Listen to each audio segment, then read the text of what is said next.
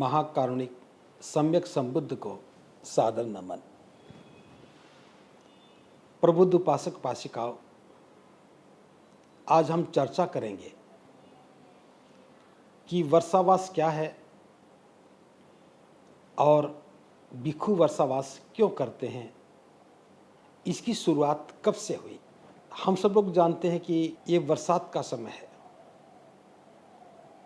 पूरे वर्ष में सबसे ज़्यादा वर्षा इसी समय होती है। अगर हम अपने पुराने महीनों के हिसाब से बात करें तो जो श्रावण माह है, इसमें बरसात शुरू होती है और 3 महीने लगातार बरसात होती है। तो वर्षावास की शुरुआत, जिसे पाली में वस्सावास कहते हैं, वस्सावास की शुरुआत आषाढ़ माह की पूर्णिमा से शुरू होती है और अश्विन माह की पूर्णिमा तक ये 3 महीने वर्षावास का रहता है। लेकिन मुख्य रूप से 4 महीने का समय वर्षावास का माना गया है। आषाढ़ माह की पूर्णिमा से शुरू करके कार्तिक माह की पूर्णिमा हमारा अंतिम समय है वर्षावास समाप्ति तक का। चूँकि वर्षा 3 महीने की होती है, इसलिए भिक्षु 3 महीने के लिए एक विशेष स्थान पर निवास करते हैं। उस निवास करने के कार्य को वस्सावास यानी कि वर्षावास कहते हैं। अब सबसे पहला प्रश्न ये उठता है कि वर्षावास भिक्षु करते क्यों हैं और इसकी शुरुआत कब और कैसे हुई। तो पहले मैं यहाँ से बताना चाहूँगा कि इसकी शुरुआत कैसे हुई। हम सब लोग जानते हैं कि महाकारुणिक बुद्ध अपना पहला उपदेश देने के लिए एक पात्र व्यक्ति की तलाश में थे। उस तलाश को करते करते वे सारनाथ के मृगदाय वन में पहुँचे और वहाँ 5 परिव्राजकों को पहला धम्मोपदेश दिया। ये आषाढ़ माह की पूर्णिमा का ही दिन था। वे जो 5 परिव्राजक जो कायाक्लेश के दौरान सिद्धार्थ की सेवा करते थे, सिद्धार्थ के साथ रहते थे, बड़े श्रद्धावान थे, तो बुद्ध ने उन्हें ही सही पात्र के रूप में समझा और अपना शिष्य बनाने का सोचा।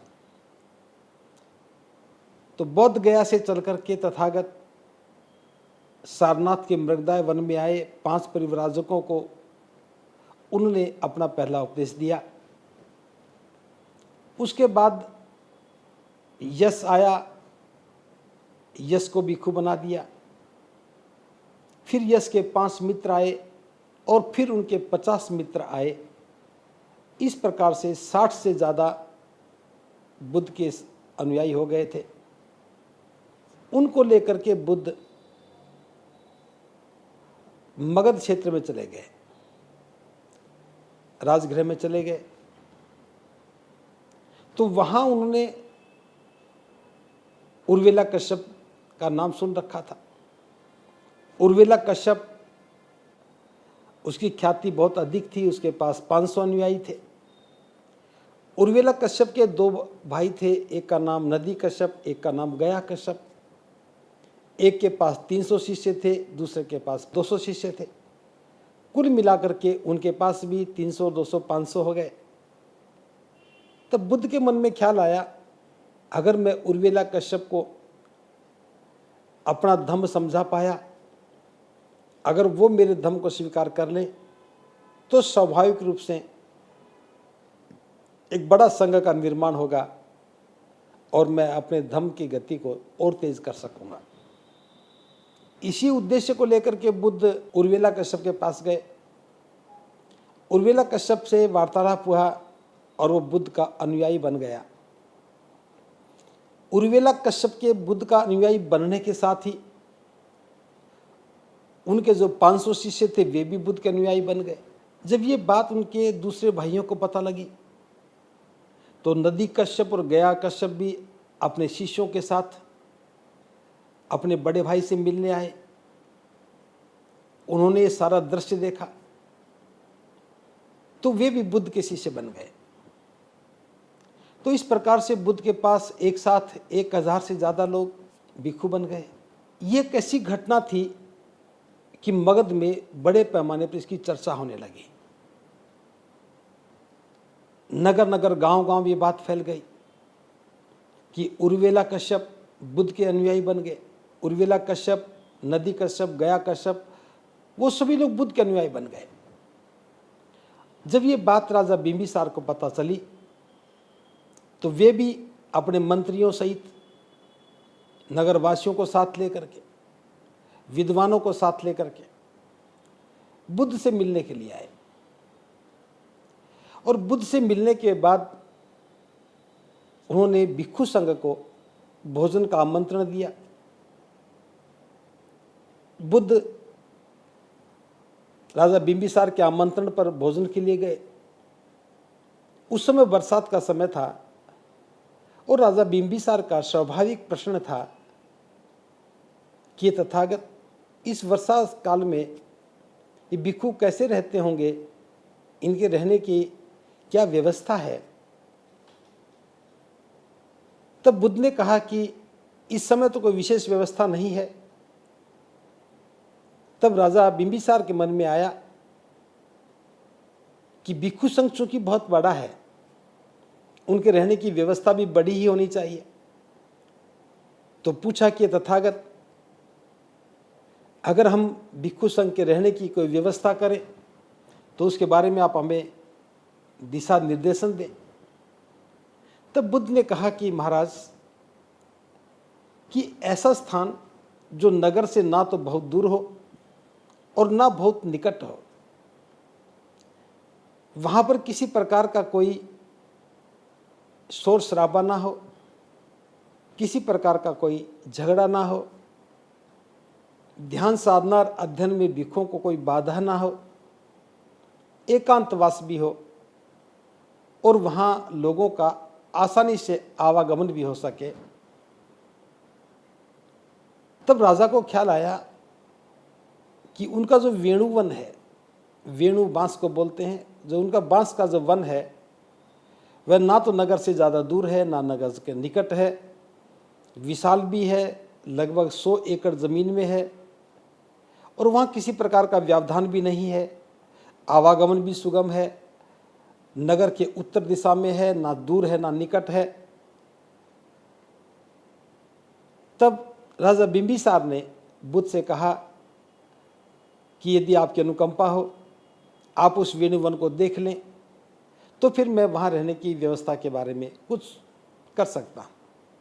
तो बुद्ध उस वन को देखने के लिए आए तो स्वाभाविक रूप से वह उपयुक्ति था।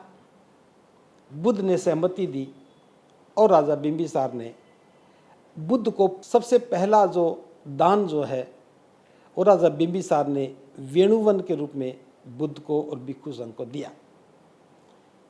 तब बुद्ध अपने विशाल भिक्षु संघ के साथ उस वेणुवन में रहने के लिए चले गए और वहाँ भिक्षुओं ने उन्हीं बांस के पेड़ों को काट करके अपने रहने की वहाँ झोपड़ियाँ बनाई और इस प्रकार से पहला वर्षावास बुद्ध ने वेणुवन में किया। तो यहाँ से वर्षावास की शुरुआत होती है। बुद्ध ने अपने जीवन काल में 45 वर्षावास किए। सबसे अधिक वर्षावास सावथी में किए, बाकी सब जगह औरों का जिक्र है। चूँकि हमारा विषय जो है वर्षावास से संबंधित है कि वर्षा के दौरान भिक्षुओं को बुद्ध ने एक जगह रुकने के लिए क्यों कहा। वैसे तो किसी भी काम की कोई परिस्थितियाँ होती हैं, उनकी कोई कहानी होती है, उनकी आवश्यकता होती है। बरसात के समय जब भिक्षु भिक्षाटन को जाते थे, भोजन के लिए जाते थे, चारिका के लिए निकलते थे, तब बहुत सारी असुविधाओं का सामना करना पड़ता था। मार्ग कच्चे थे, बरसात में पानी भर जाता था, कोई कोई भिक्षु फिसल के गिर भी जाता था, किसी को चोट भी लग जाती थी। किसी भी समय बरसात हो सकती थी, जाते हुए आते हुए भिक्षु भीग भी जाते थे, बीमार होने की संभावनाएं बढ़ जाती थी। बरसात के दौरान अनंत प्रकार के छोटे छोटे जीव पैदा होते हैं, वे पैरों के नीचे दबते हैं, मर भी जाते थे। बड़े पैमाने पर अनजाने में प्राण हानि भी होती थी। इसके साथ साथ लोग भी ये प्रश्न करते थे कि ये कैसे भिक्षु हैं, जो बरसात में भी भीगते हुए भोजन के लिए निकलते हैं। तब बुद्ध ने ये सोचा कि ये समय किसी भी रूप में चलने के लिए उपयुक्त नहीं है। अगर एक नगर से दूसरे नगर में जाना हो तो रास्ते भी बड़े असुविधाजनक हो जाते थे। फिर जहाँ नई जगह जाते थे वहाँ कहाँ ठहरा जाए, किस परिस्थिति में ठहरा जाए, ये जगह ढूंढना भी बड़ा दुष्कर हो जाता था। तो इन सब बातों से बचने के लिए बुद्ध ने भिक्षुओं को आदेश दिया, भिक्षुओं, जो वर्षा काल है, इस वर्षा काल में भिक्षुओं को एक जगह ठहर करके एक विशेष प्रयोजन के लिए रुकना चाहिए। तब तथागत का आदेश पाकर के भिक्षु एक जगह ठहरने लगे। धीरे धीरे वर्षावास में कुछ नियम जुड़ते चले गए कि ज़्यादा भिक्षु एक जगह नहीं ठहर सकते तो अलग अलग जगह पर ठहरें। कोई भी गृहस्थ, उपासक या नगरवासी अगर भिक्षुओं को आमंत्रण दें तो उनके आमंत्रण को स्वीकार करके भिक्षु वहाँ जाकर के रहें, वर्षावास के दौरान वहाँ रहें। जब कोई गृहस्थ लोग भिक्षुओं को आमंत्रण देते हैं तो फिर वो उनकी जिम्मेदारी बनती है कि वो भिक्षुओं के रहने की व्यवस्था करें और वर्षा के दौरान अपने घर में भोजन बना करके विहार में आकर के जहाँ भिक्षु ठहरे हैं वहाँ उनके लिए भोजन दान की व्यवस्था करें। या फिर ऐसा भी हो सकता है कि कोई उपासक अपने घर में भोजन बनाए और वहाँ रहने वाले भिक्षुओं को भोजन के लिए आमंत्रण दे। तो इस प्रकार से जहाँ भिक्षु रहते हैं उनके भोजन की व्यवस्था की जिम्मेदारी नागरिकों की थी, गृहस्थ लोगों की थी। तो भिक्षु जो वर्षावास के लिए रुके उसके पीछे एक बड़ा प्रयोजन भी था, क्योंकि भिक्षु लगातार चलते हैं, चारिका करते हैं, तो चलते चलते बहुत सारी ऐसी जिज्ञासाएं भी उनके मन में उठती हैं जिनका निराकरण वो नहीं कर पाते। तो वर्षावास के दौरान वो जब एक जगह इकट्ठे रहते हैं, एक वरिष्ठ भिक्षु के सानिध्य में, अपने आचार्य के सानिध्य में रहते हैं, तो सबसे पहले सभी भिक्षु अपनी जिज्ञासाओं को शांत करते हैं जो उनके मन में लंबे समय से हैं। अध्ययन करते हैं, ध्यान साधना करते हैं। जो आचार्य हैं, वरिष्ठ भिक्षु हैं, वे अपने जीवन और अनुभव के आधार पर देशनाएं करते हैं। इनसे भिक्षुओं का ज्ञान वर्धन होता है। बहुत सारी शंकाएं जो मन में अनायास पैदा हो जाती हैं उनका निराकरण भी होता है। लगातार अभ्यास से भिक्षु अपने चित्त को निर्मल करने का काम करते हैं। तो एक तरह से लगातार 9 महीने काम करने के बाद एक ये अध्ययनशाला हो जाती है। भिक्षु के लिए ये प्रशिक्षण का समय हो जाता है कि अपने आचार्य के सानिध्य में रह करके 3 महीने दोबारा से सीखने का अभ्यास करता है। ध्यान साधना का अभ्यास है, अध्ययन करने की बात है, जो बुद्ध के उपदेशों को मनन करने की बात है, अपने आचार्य के देशनाओं से नया सीखने की बात है। तो एक तरह से भिक्षु के लिए ये अध्ययन का समय है, चिंतन मनन का समय है और सीखने का समय है। ध्यान साधना से जो चित्त के विकार हैं उनको दूर करके मन को निर्मल करने का भाव है।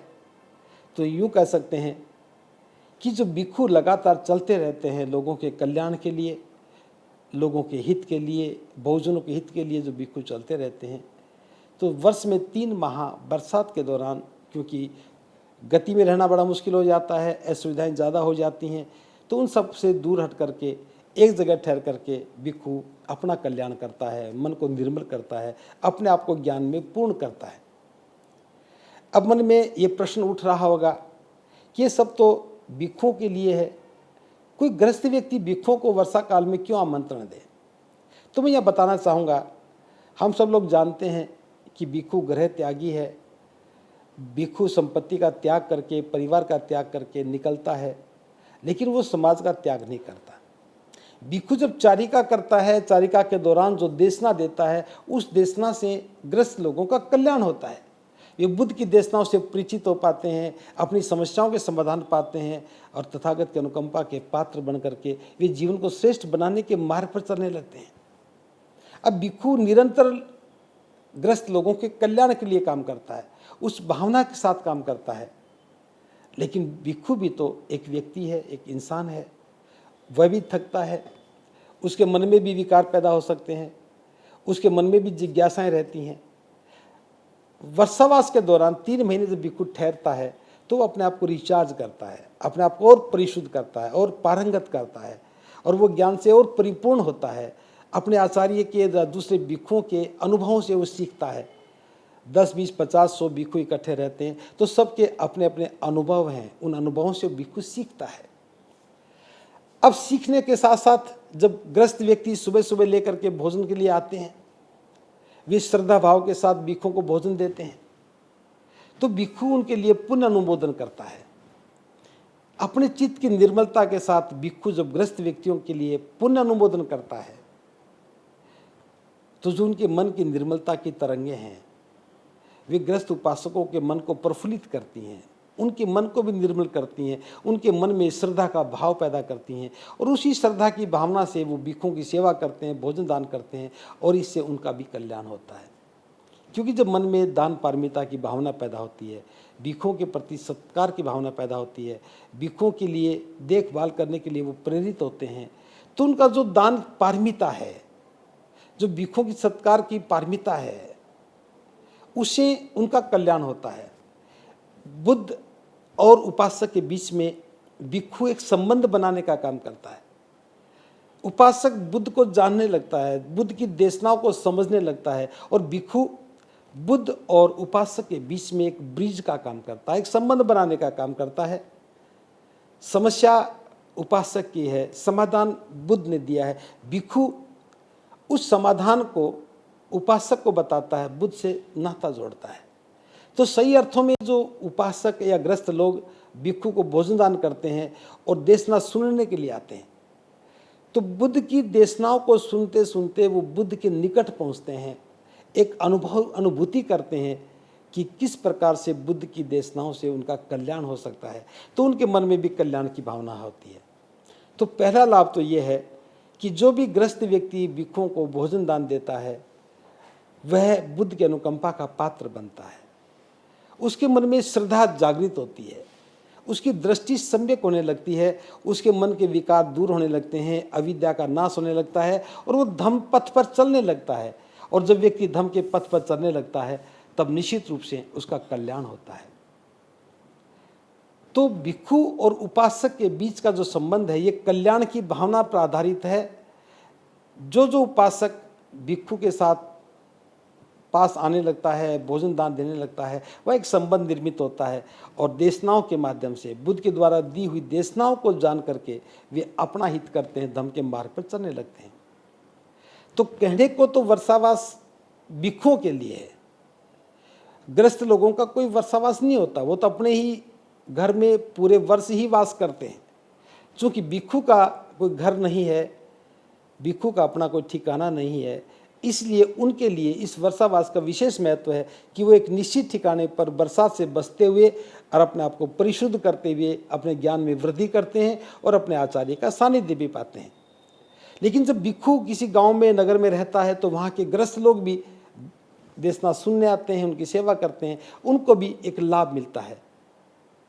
बहुत सारे उपासक तो हर रोज़ विहार में आने लगते हैं, जब भी उन्हें अवसर मिलता है भिक्षुओं की सेवा करते हैं, विहार की साफ सफाई करते हैं। इस प्रकार वो भी वर्षा काल में धम्म का आनंद लेते हैं, धम्म का लाभ लेते हैं और अपना कल्याण करते हैं। तो भिक्षु और उपासक के बीच में भोजन जो है एक संबंध स्थापित कर देता है। अगर भिक्षुओं की भोजन की आवश्यकता ना हो तो कोई भी ग्रस्त व्यक्ति भिक्षुओं को भोजन क्यों देगा? भोजन नहीं देगा तो विहार में किस लिए आएगा? विहार में नहीं आएगा तो देशना कैसे सुनेगा? और देशना नहीं सुनेगा तो उसका कल्याण कैसे होगा? तो सही अर्थों में भले ये वर्षावास भिक्षुओं के लिए है, लेकिन वास्तव में इसका लाभ उपासकों को भी समान रूप से मिलता है।